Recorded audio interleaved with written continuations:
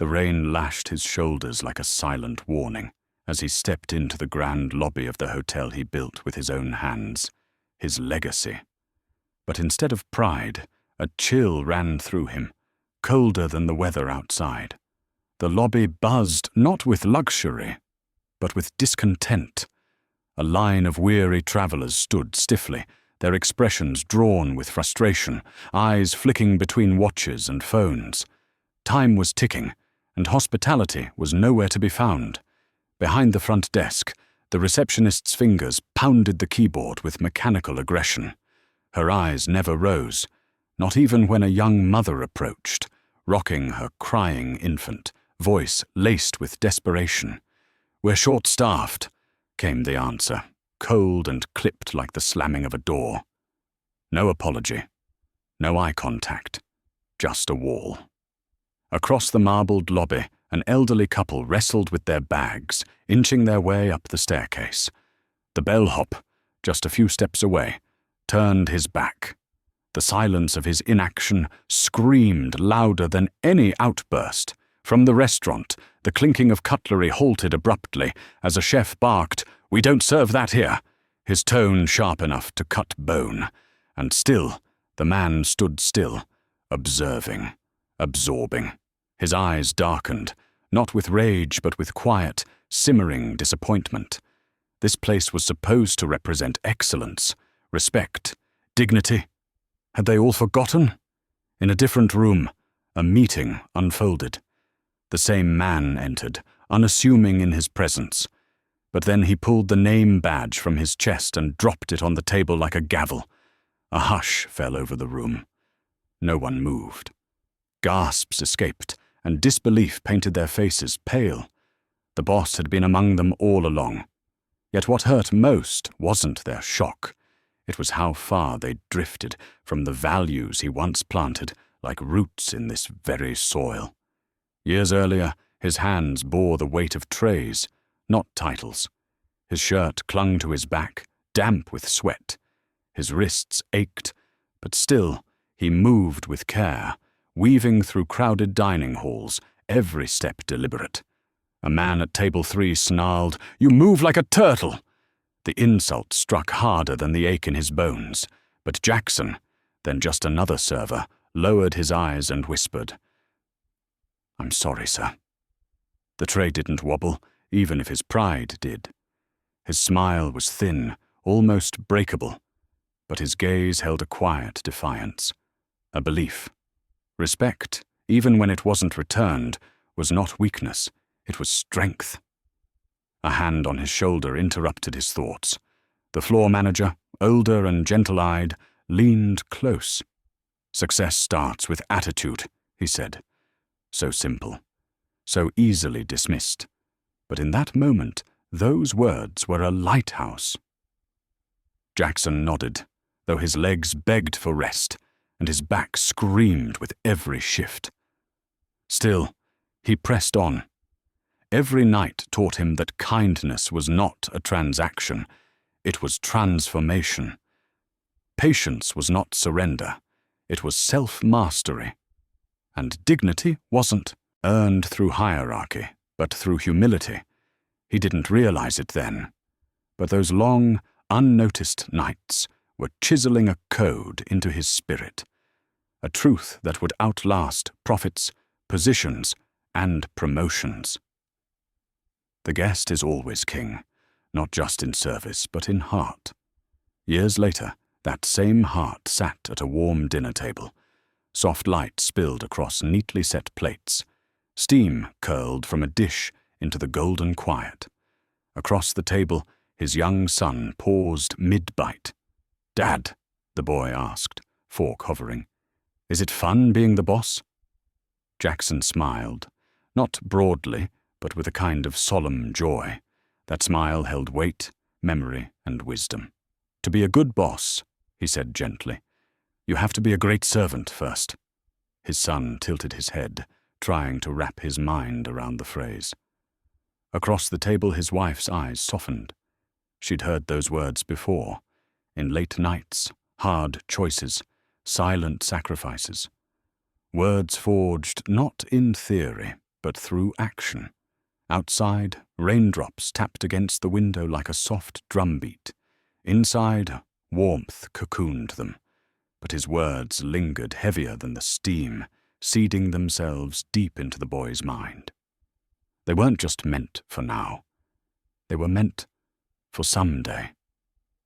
Jackson saw his wife glance at him, her eyes reflecting a silent vow. This shared truth, the one that guided them both, was not a lesson. It was their way of life. And while the world outside turned cold and grey, that moment glowed with quiet permanence. Later that evening, when the plates were cleared and the house dimmed, reality returned. The living room door shut with a gentle click. The glow of the quarterly figures filled the screen, rising profits, booming reservations, numbers that should inspire celebration. But then came the stack of letters. His assistant placed them on the table like an offering. The edges were worn, bent by the weight of repetition. Jackson picked up the first one. Bold black letters. Poor service. The next. Rude front desk. Not worth the price. Each phrase hit like a cold slap. Ripples spread across his chest. His assistant read aloud. A guest ignored for 10 minutes. A family overcharged for a room they never stayed in. A couple dismissed when asking for help. The words were read calmly, but they cooled the room like an open window in winter. Jackson didn't speak. His jaw tightened. His grip on the paper trembled slightly. Across from him, the operations manager shifted, eager to neutralize the sting. Could just be a few difficult guests, he offered. Jackson looked up, eyes steady, unyielding. No, he said, voice low but unshakable. This isn't about a few guests. This is a sign the culture has gone wrong. The room fell into a silence that felt eternal. Even the low hum of the AEC faded beneath the weight of those words. Through the rain-streaked glass, the world outside looked blurred and slow. But in Jackson's mind, everything was sharp. Every choice, every standard, ignored. Every silent moment where someone should have spoken up and didn't. Because success, he knew, wasn't just numbers on a screen. It was trust, and they were losing it. Trust, once broken, was not a thing easily repaired. It wasn't like a shattered window you could replace or a faulty pipe you could fix. It was intangible, fragile like smoke, and once it slipped through your fingers, it lingered in the air long after it vanished. Jackson understood this more than most. He had built his empire on it, not just on marble floors and velvet curtains, but on the invisible current of trust between guest and host. The operations manager leaned forward, concern deepening the lines in his brow. You're the CEO. You can't risk yourself like this. But Jackson didn't flinch. He braced his elbows on the table, his voice a steady drumbeat of conviction. If I don't see it with my own eyes, he said, I'll lose the soul of this brand. The room fell into a hush. His words weren't loud, but they landed like thunder, final, immovable. His assistant glanced at him, a flicker of worry behind her admiration. She had seen him take bold stands before, but this wasn't strategy. This was something else, more primal, more personal. There was no press release coming, no grand reveal. This was a man stepping off the pedestal by his own will, walking back into the trenches, not as a leader, but as a witness. A silence hung in the air, thick and pressing. The only sound was the ticking of the clock, each second carving away any illusion that there was time to delay. Jackson tapped his fingers against the table, not out of impatience, but rhythm, like a heartbeat sinking to his decision. All eyes turned to him, some skeptical, others uneasy, a few quietly nodding. They all knew what this meant. There would be no title, no shield, no filter, only truth. Jackson leaned back in his chair. The decision had already been made. His gaze swept across the room, and in its wake, the conversation simply ended. No one argued, because deep down, they knew. True leadership wasn't staying safely above the fire. It was walking through it, eyes wide open. That night, Jackson didn't wear a suit.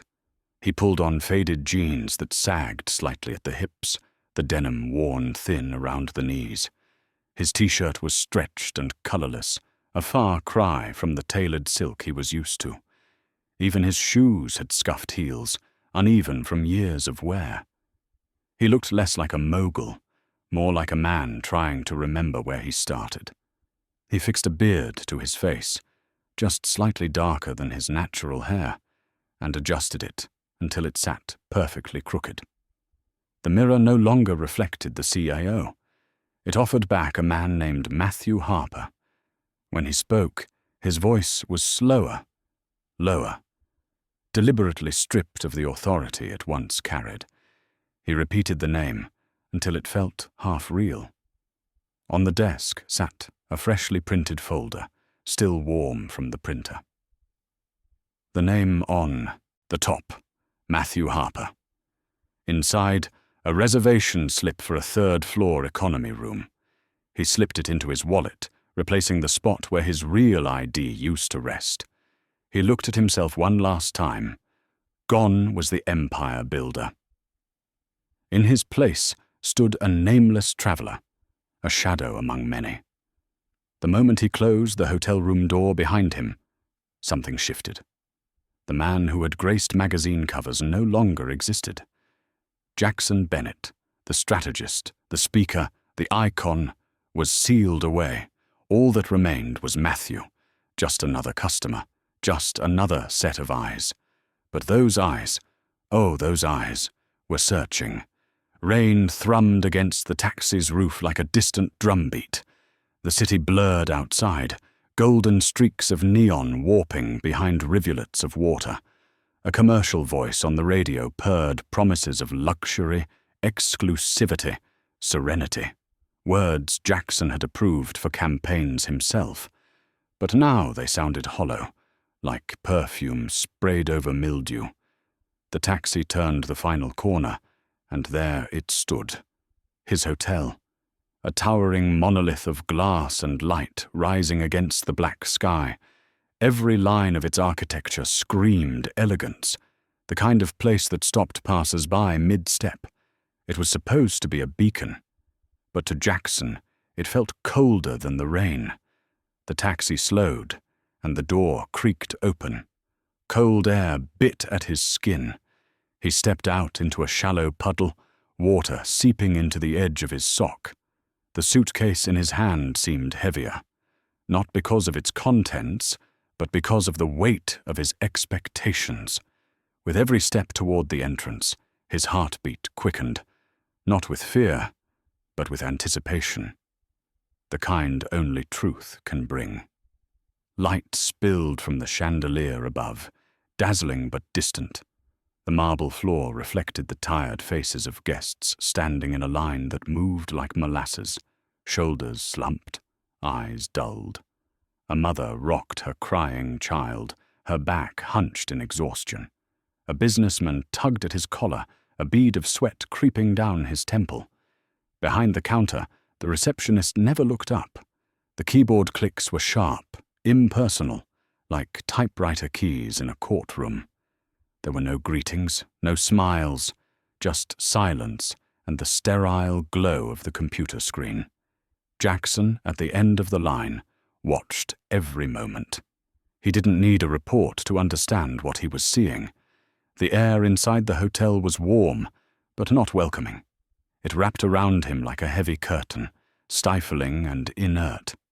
The coldness wasn't in the temperature. It was in the way the staff's eyes slid past the guests as if they weren't there.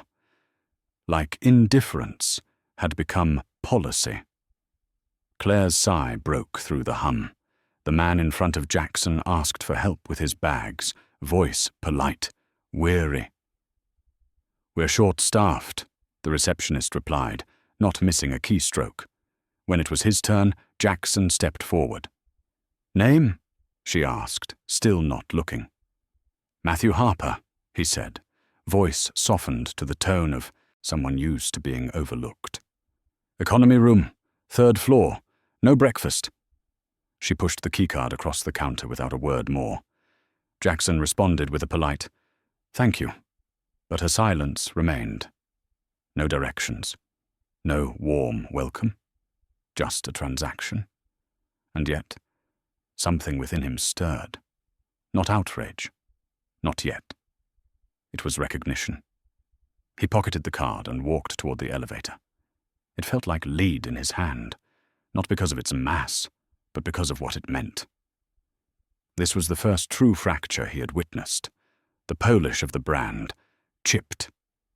The room greeted him with a subtle mustiness, like a space that had gone unnoticed too long.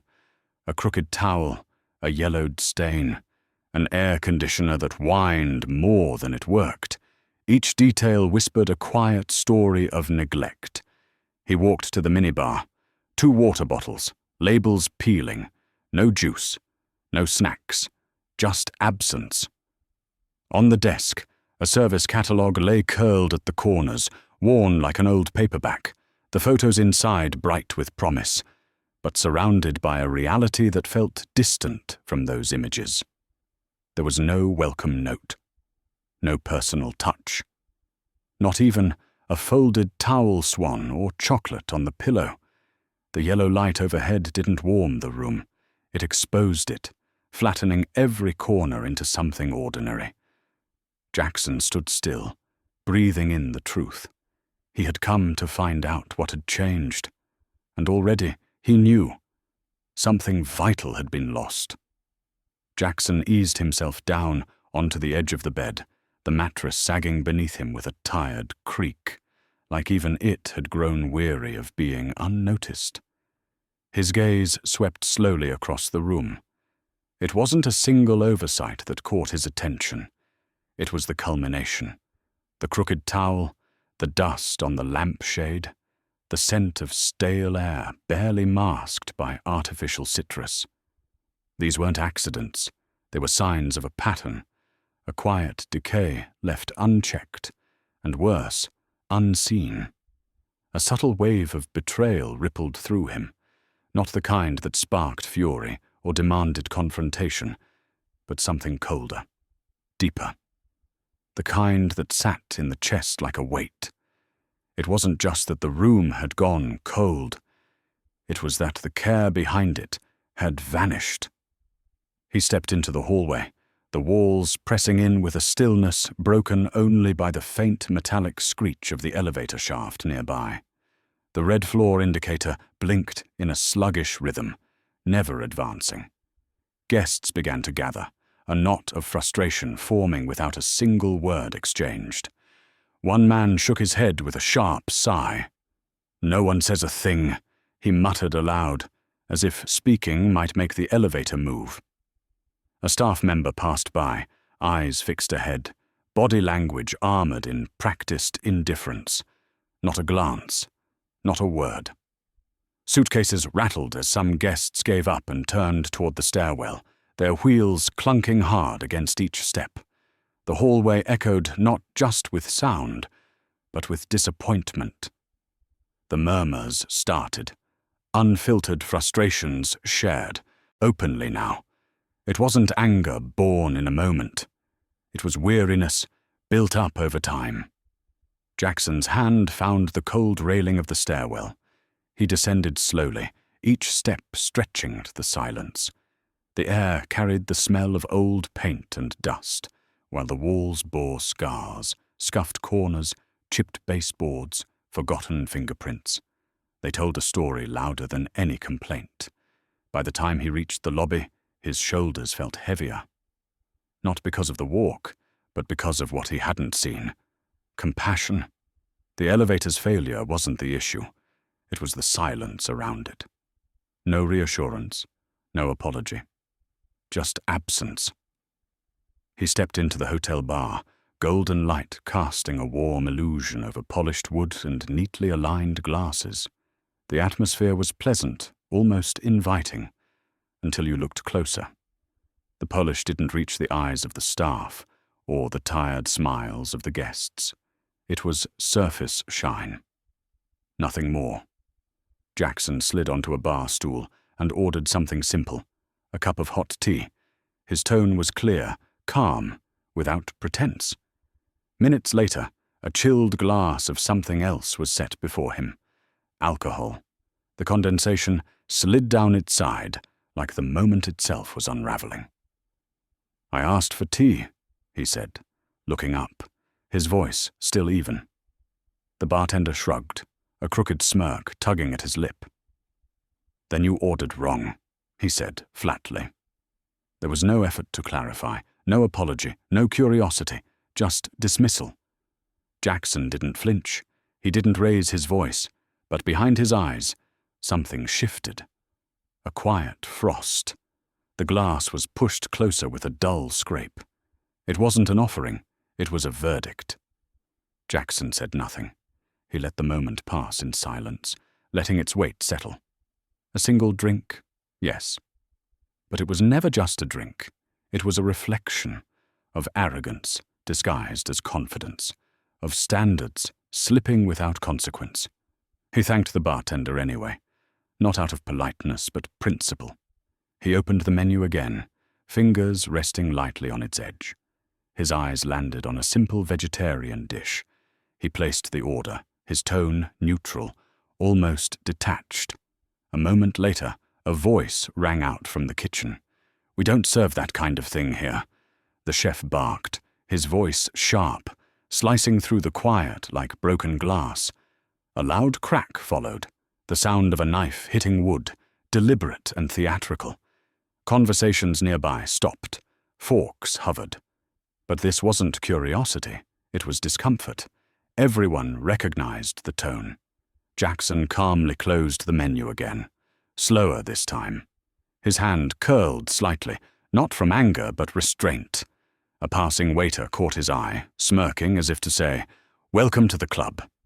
The scent of roasted garlic drifted through the air, rich, enticing, but it brought Jackson no comfort. The food might have been exquisite, but food alone doesn't feed the soul. The restaurant was a luxury in design only. Everything else had been stripped away. Later, Jackson wandered into the spa. The fragrance, lavender and eucalyptus, wrapped around him like a gentle cloak. But there was no welcome, no greeting. A couple stood patiently at the desk, fingers laced together, eyes uncertain. The receptionist never looked up. Her phone absorbed all her attention. Minutes passed. The silence turned heavy. Eventually the couple turned and walked out, leaving behind only the faint scent of expectation unmet. Jackson remained, unseen. Then he, too, left. The soothing smell now felt artificial, almost mocking. Here, in a place built solely for care, neglect shouted the loudest. As he stood in the hallway, uncertain of the way back, a bellboy slowed near him. Young, upright, his uniform still crisp. "Let me show you," the boy offered, his voice soft yet clear. His eyes met Jackson's without fear, without disinterest, just sincerity. As they walked, the boy asked quietly if Jackson had just arrived. When Jackson nodded, the boy hesitated. "I'm sorry," he said, voice low. "Not everyone here is like that." The weight of that pause was heavier than the words themselves. A small bow of the head. Respectful. Genuine. In that moment, Jackson felt a flicker of something break through. Proof that the foundation wasn't entirely gone. There was still something here worth saving. At the corridor's turn, the boy nodded again and moved on. The hallway felt warmer for a moment, but only for a moment. Then the quiet returned. Back at the bar, Jackson sat with a half-finished drink before him. His wallet rested near his elbow, casually placed, deliberately vulnerable. A quiet test. He rose, murmuring a soft excuse, and stepped away. But in the mirror behind the bottles, his eyes watched. A staff member approached, glancing around before sliding the wallet into his pocket. Jackson returned a minute later. "I think I left my wallet," he said, voice light but precise. The man didn't blink. "Haven't seen it," he replied, cool and indifferent. Jackson stared at him. No accusation, just stillness. "Are you sure?" The silence stretched. Then, reluctantly, the wallet reappeared, the staffer offering it back with a tight smile. "Must have been a mistake," he said, as if the lie could undo the truth. Jackson took the wallet, fingers tightening just slightly. Not out of anger. Out of clarity. This wasn't about a drink, a menu, an elevator, or even a theft. This was about a culture. And tonight, that culture had revealed itself, layer by layer, choice by choice, silence by silence. The empire he built had cracks running through its heart. And now, finally, he saw them all. The walls still stood. The glass still gleamed. The logo above the entrance still shone with the polish of prestige. But Jackson saw past it all now. Beneath the facade, the cracks were no longer subtle. They were growing, fracturing the foundation he had once laid with his own hands. In the lounge, conversations murmured in soft tones until an elderly man's voice wavered through the air. "We stood there for 10 minutes, he said, his hands quivering slightly around a porcelain teacup. His wife, sitting close beside him, gave a small nod. Her lips were tight, her eyes cast downward, as if to look too hard at the memory would make it sting more. "No one even looked at us," she whispered. Across from them, a young businessman loosened his tie, the exhaustion in his posture revealing more than words could. "This is the worst service I've ever experienced," he said, not with anger, but with a cold certainty, the kind that doesn't shout, but stings. Jackson didn't speak, he didn't defend, he didn't explain. He listened, and in that silence, he heard more than complaints. He heard consensus, different voices, different backgrounds, one shared truth. The dignity of the guest had been quietly discarded, not suddenly, but gradually, systematically, like wallpaper peeling behind closed doors. He leaned back, his hands clasped in his lap, and something inside him tightened, not from suspicion, but from realization. This wasn't one failure, it was rot in the beam. That night, he sat by the window in his room, the city lights below, muted by streaks of rain. The room was quiet, save for the occasional hiss of passing cars. But inside his mind, the day played on repeat. Clare's sharp detachment, the bartender's flippant smirk, the chef's theatrical dismissal, the spa attendant scrolling past human presence like it was background noise. Then came the voices of the guests, that trembling disappointment, that blunt critique, the hopeless shrugs from people who had already stopped expecting better. Each word, each glance, each ignored moment was a stitch in a tapestry of failure.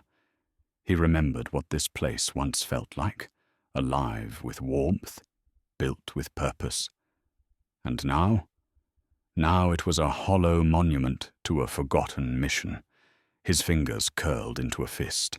Enough watching, enough waiting.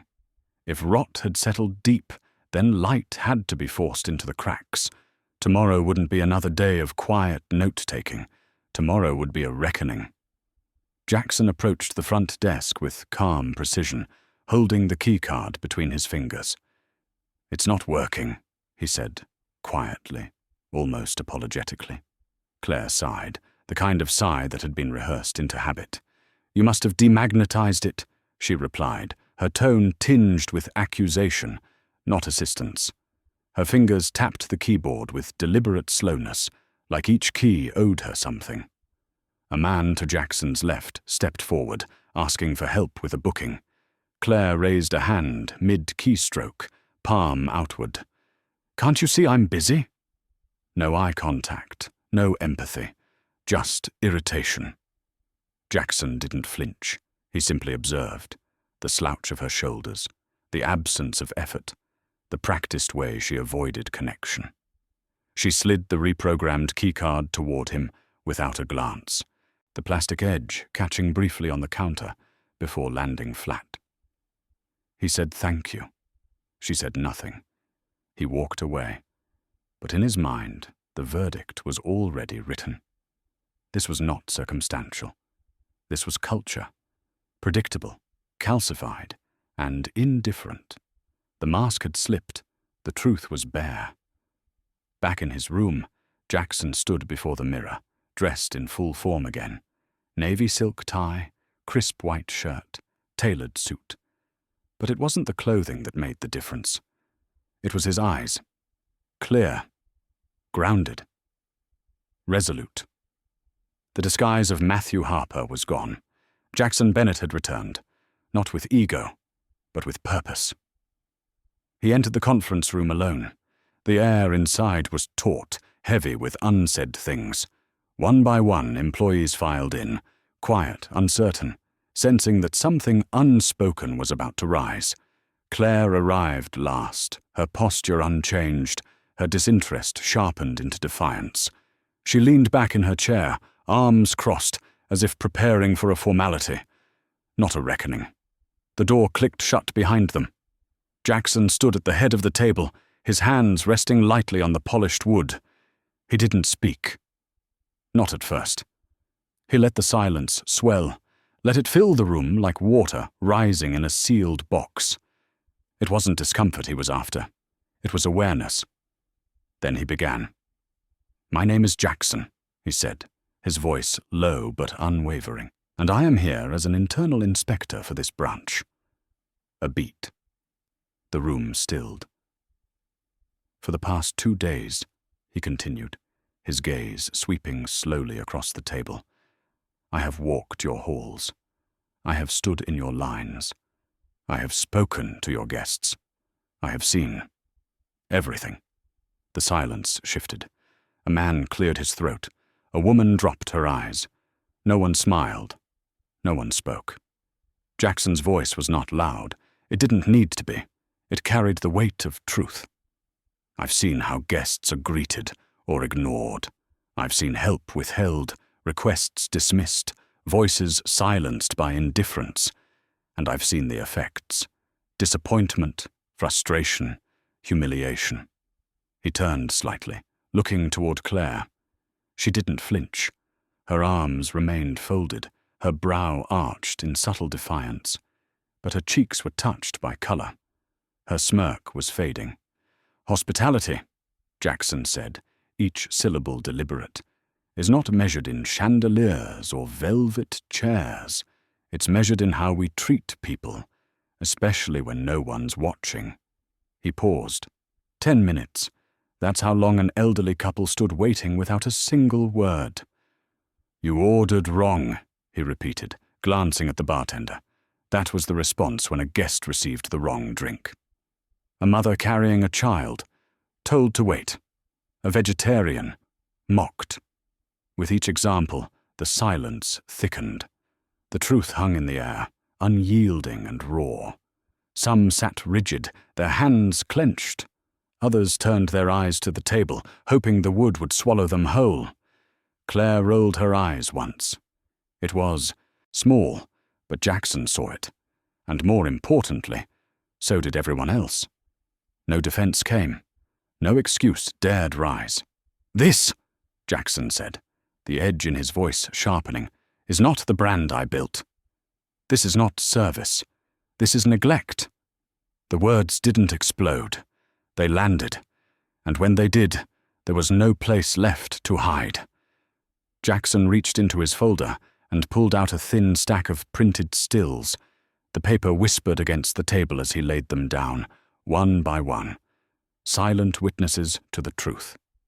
No explanation. No caption. Just moments frozen in time. Clare, mid-eye roll, tilting her head past a guest as if they weren't worth her attention. The bellhop breezing past an elderly couple straining with their luggage, eyes fixed ahead. The bartender setting down the wrong drink, his mouth curled in a half-snarl of annoyance. The spa receptionist, chin bent to her glowing phone, oblivious to the couple patiently standing inches away. No one spoke.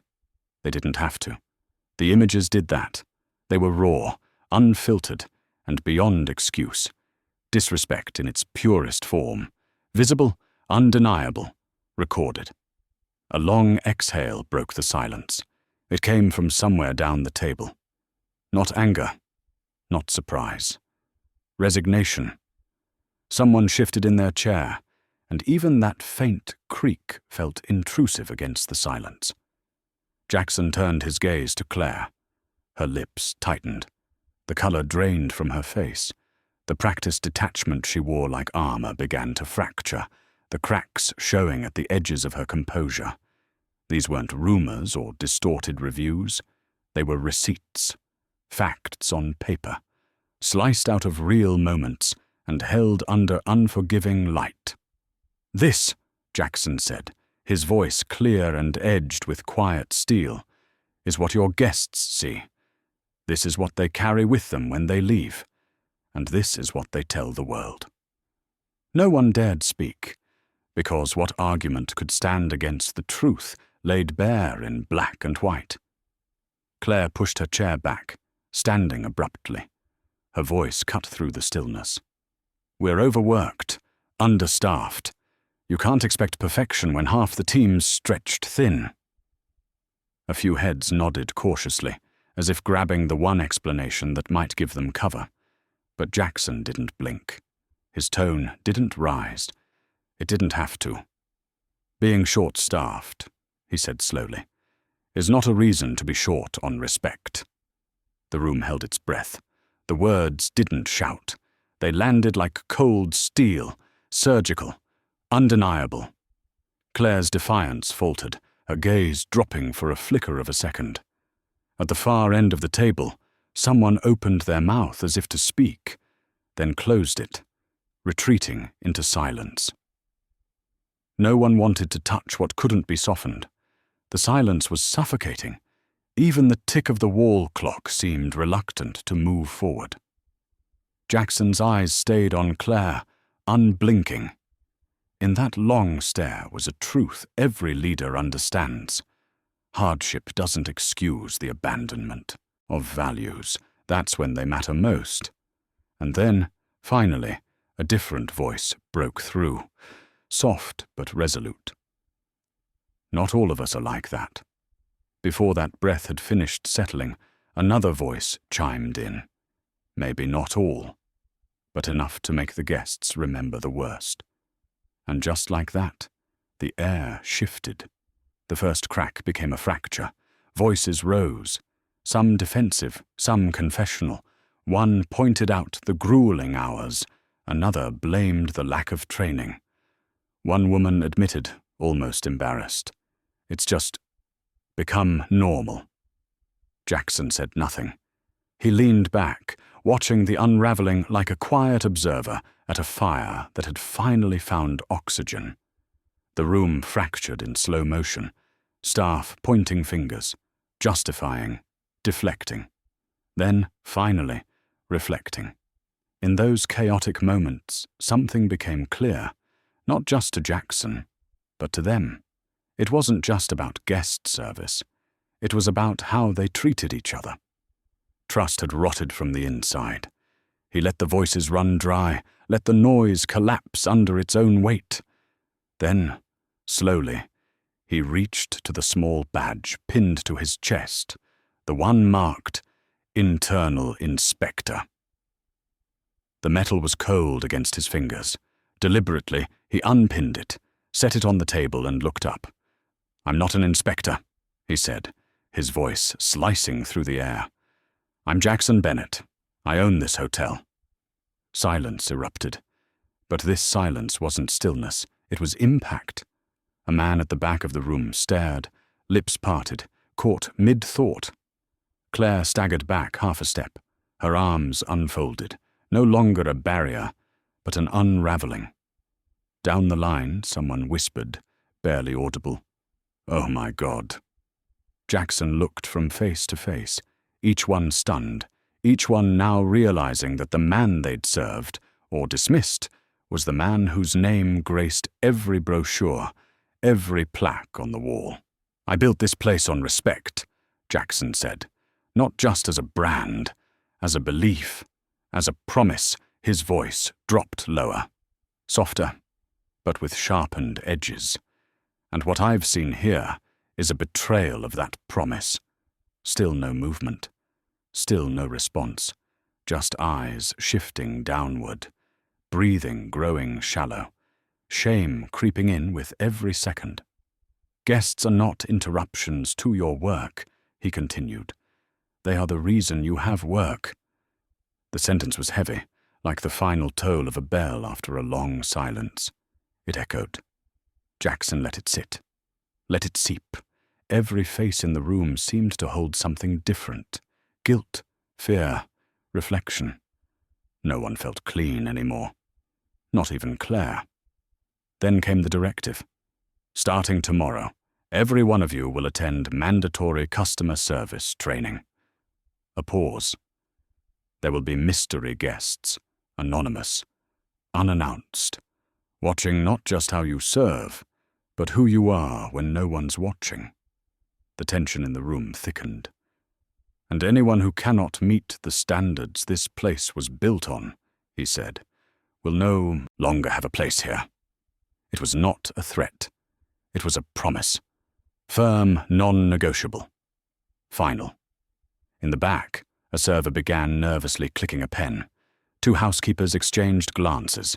A maintenance worker, quiet, sturdy, nodded once, slowly, as if welcoming the wind of change. Clare said nothing, but she sat straighter. "This is not punishment," Jackson said. "It's a reset. A return to who we were before we forgot." His eyes moved slowly across the room, not searching for applause or agreement, but confirmation that his words had landed. Then came the final test. He gestured toward the door. "The door is open for anyone who can't, or won't, walk that path." No anger, just clarity, the kind that forces people to look in the mirror. No one moved. A sigh escaped from somewhere near the back. Chairs creaked, bodies shifted. The room wasn't just still, it was heavy. Clare looked down at her hands, tracing something invisible into her palm. Across the room, the young bellboy, the same one who had offered help without knowing who Jackson was, sat up straighter.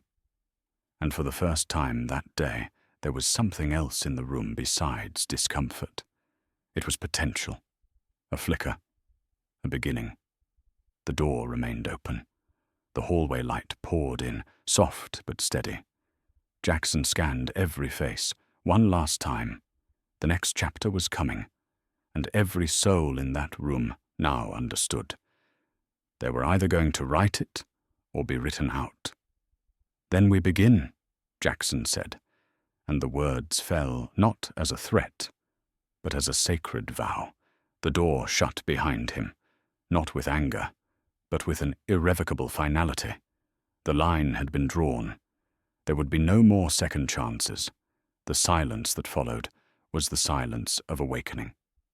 Chairs scraped gently against the tile as the team departed one by one, subdued, reflective. No protests, no excuses, just the quiet rustle of people walking into the weight of accountability. And when the last had left, Jackson remained, alone. The stillness now was not of tension, but clarity. It was the hush that follows thunder, the air fresh, open, and ready. His eyes scanned the room. Empty chairs, a table marked by the faint traces of human doubt and fear, but also something else. Change, fragile and real, waiting to be nurtured. It wasn't hope, not yet. But it was the space where hope might grow. The storm had passed, and now the soil was wet. Days later, the training hall buzzed with quiet energy. A customer service expert stood at the front, guiding them through more than just procedures, through empathy, listening, dignity. Jackson sat in the back row, unnoticed, observing not just the lesson, but how it landed. He watched the way hands fidgeted, how eyes flickered toward the clock. Resistance was still alive. But so was something else, curiosity. And then, a shift. A housekeeper leaned in. A waiter stilled his tapping. Clare's pen, once idle, began to move. Change was not loud. It was often invisible at first. But Jackson had seen it before. The moment where posture straightens, where silence becomes attention. And soon, when he shared his own story, a 19-year-old waiter, a tired night, a single-kind guest, the room changed. He didn't preach. He offered truth. Real, small, lived truth. Clare finally looked up. Her apology came in a hallway, small but solid, and he gave her not a lecture, but a name. A man who had once stood where she did now, who had chosen better. It wasn't just permission, it was a path. And Clare, uncertain but willing, took the card. Her shoulders dropped, her voice steadied. Then came the practice. Smiles, real ones, apologies with eye contact, thank you notes written by hand, kindness given not out of duty, but because it felt right. And in those small acts, the culture began to shift. Not by mandate, but by memory, the memory of what the place was built to be. Recognition followed. Clare's name was read aloud. For a heartbeat, she didn't believe it. Then the room applauded, not with politeness, but with pride. Jackson stood against the wall, watching not just her, but what she represented. Redemption, resilience, revival. 6 months later, the transformation was undeniable. Reviews no longer whispered disappointment. They sang of warmth, of laughter, of home. Guests booked return stays before leaving. The bellboy no longer stood alone in his kindness. He was part of a movement now. And when Jackson booked his next stay, no disguise, no test, he walked through the front doors to find Clare waiting. Her smile was bright, unguarded. "Welcome back, Mr. Bennett. It's an honor to have you with us." He shook her hand, and in that moment, the full circle closed. No hidden cameras, no inspections, just trust restored. He looked around. A bartender joked with a guest. A staff member helped a child tie their shoe. The lobby glowed not just with light, but with life. It had returned. At the year-end banquet, Jackson stood before them all, the same team that had once sat in silence. "Kindness," he said, "is the most profitable investment you will ever make." And when the applause came, it wasn't loud for show. It was loud because they believed it. To the future, someone called, and they all raised their glasses, not just to what they had built, but to who they had become.